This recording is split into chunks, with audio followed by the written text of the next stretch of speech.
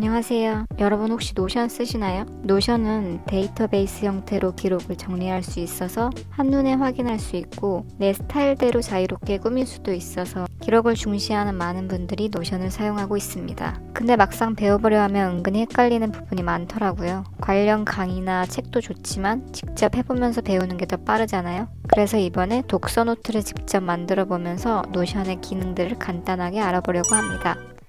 일단 노션을 다운로드 받아볼 텐데요. 노션이라고 검색한 후 노션 무료로 사용하기를 눌러주세요. 로그인을 해줘야 되는데 각자 편하신 방법대로 로그인을 해주시면 됩니다. 저는 어플리케이션을 다운로드 하였는데요. 노션을 처음 들어가 보면 이렇게 시작하기라고 해서 노션의 기능들을 간단하게 제공해주고 있습니다.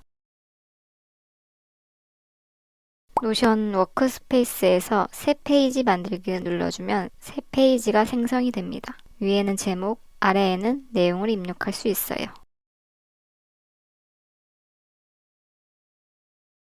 노션은 글뿐만 아니라 다양한 기능들을 사용할 수 있는데요. 슬래시를 입력한 후 원하는 컨텐츠를 바로 생성할 수 있습니다. 저는 데이터베이스를 한번 생성해 보았습니다. 텍스트를 드래그하면 여러 가지 스타일을 바꿀 수 있는데요. 굵게, 기울임, 밑줄, 취소선, 그리고 코드로 표시까지 텍스트를 다양한 형태로 꾸밀 수 있습니다. 새 페이지 생성은 아까처럼 새 페이지 만들기를 통해 새 페이지를 생성할 수 있습니다. 이렇게 드래그를 했을 때 선택되는 단락들이 있는데요. 이것을 블럭이라고 부릅니다. 왼쪽에 보면 점 6개가 있는데 이거를 클릭해서 블럭의 위치를 바꿀 수도 있습니다. 옆에다가 두면 단이 생성이 되기도 해요. 그럼 이제 본격적으로 독서 노트를 만들어 볼게요. 새 페이지를 생성해주고 페이지에는 아이콘을 추가할 수 있는데요. 기존에 있는 이모지나 아이콘을 사용할 수도 있고 원하는 이미지를 업로드할 수도 있습니다. 커버도 변경이 가능한데요. 커버 변경을 누르면 노션에서 제공하는 무료 이미지들을 사용할 수도 있습니다. 아이콘과 마찬가지로 업로드를 할 수도 있는데 원하는 이미지에 이미지 주소 복사를 눌러준 후 링크해서 붙여넣기를 해줍니다. 그럼 이렇게 원하는 이미지가 커버로 변경이 되었습니다. 맨 오른쪽에 점 3개를 누르면 다양한 설정들을 바꿀 수 있는데요. 전체 너비를 활성화해서 조금 더 넓게 사용을 하도록 할게요. 페이지에 제목을 입력해줍니다. 슬래시를 누른 후 데이터베이스 눌러줍니다. 자동으로 표 형식으로 시작이 되었고요. 이름 칸에는 책 이름을 적어두기 위해서 간단하게 이름을 바꿔주고 또 필요한 속성들을 추가해 줍니다. 읽은 날짜를 확인하기 위해서 날짜를 넣어 주었고요. 형식 수정도 가능해서 저는 년, 월, 일 형식을 사용했습니다. 시간은 필요 없어서 숨김 처리를 했습니다. 똑같이 완도기를 정하기 위해서 날짜, 속성을 가져왔고요. 똑같은 형식으로 수정했습니다. 노션의 좋은 점은 아이콘이나 이름은 이렇게 쉽게 수정 가능하다는 점이에요. 좀 더 직관적이고 예쁜 걸로 수정을 해봤습니다. 이번에는 상태 속성을 추가해 주었습니다. 이름도 바꿔주고 색깔도 한번 바꿔볼게요.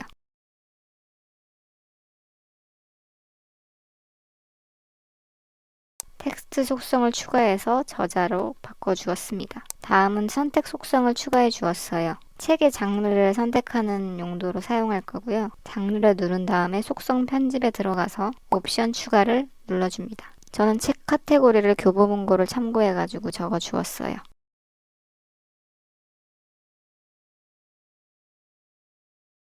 다음으로 다중 선택을 추가해 줍니다. 제가 만든 독서 노트가 업무에서도 사용 가능한 용도로 만들 거라서요. 관련 업무를 체크할 수 있는 속성이 있었으면 좋겠어서 추가를 해 주었습니다. 옵션은 관련 직무나 혹은 내가 하고 있는 공부를 토대로 작성해 주시면 될 것 같아요.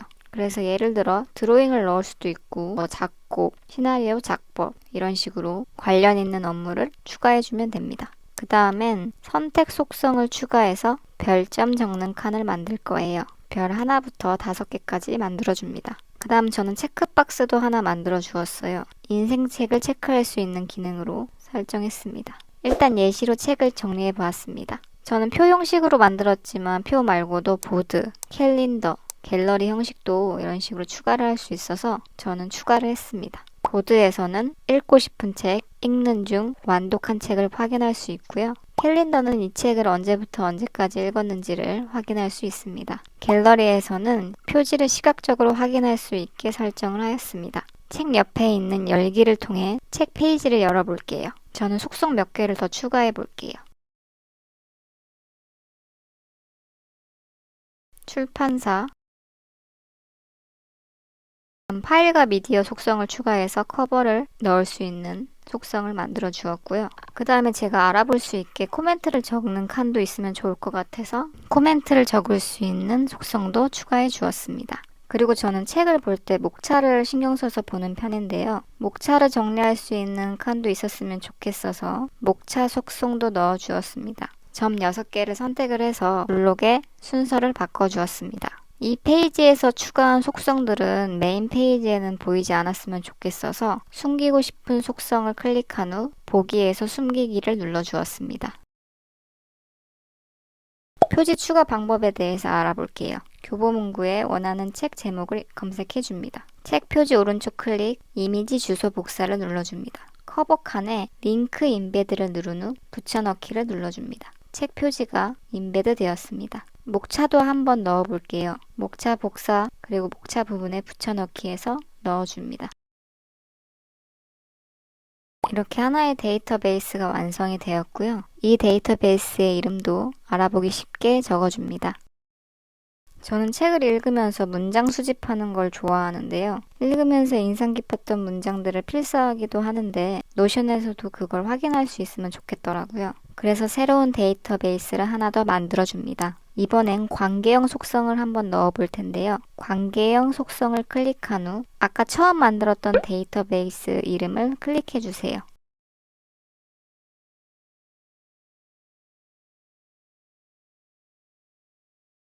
알아볼 수 있게 이름을 변경해주고 기존에 있던 이름은 한 문장으로 바꿔주었습니다. 그럼 이제 책 페이지마다 인상 깊었던 문장들을 연동해 주어야 되니까 템플릿을 하나 만들어 볼게요. 콜아웃을 클릭해서 넣어 주었고요. 책을 읽으면서 요약 정리할 수 있는 부분을 만들었습니다. 그리고 표도 하나 만들어 주었는데요. 여기도 인상 깊은 문장들을 넣을 수 있는데 대시보드에는 연동되지 않는 기억하고 싶은 문장들을 넣을 수 있는 표를 만들어 주었습니다.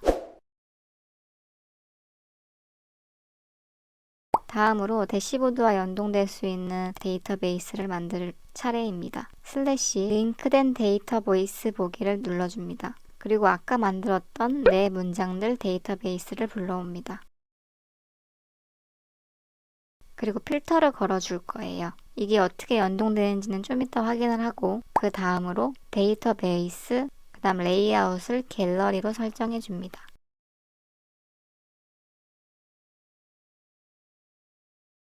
여기는 책을 보면서 참고할 만한 자료들을 모을 수 있는 형식으로 설정했어요. 이렇게 템플릿이 완성이 되었습니다. 첫 번째 데이터베이스에서 새 페이지 생성, 책 제목을 입력해 줍니다. 책 페이지에 들어가서 아까 만든 템플릿을 클릭해 봅니다. 그럼 상태가 자동으로 읽는 중으로 바뀌게 됩니다. 여기 내 문장 데이터베이스에 글을 입력하려고 하자 대시보드에 있는 내 문장들에서도 책 제목과 함께 문장이 연동되는 것을 확인할 수 있습니다.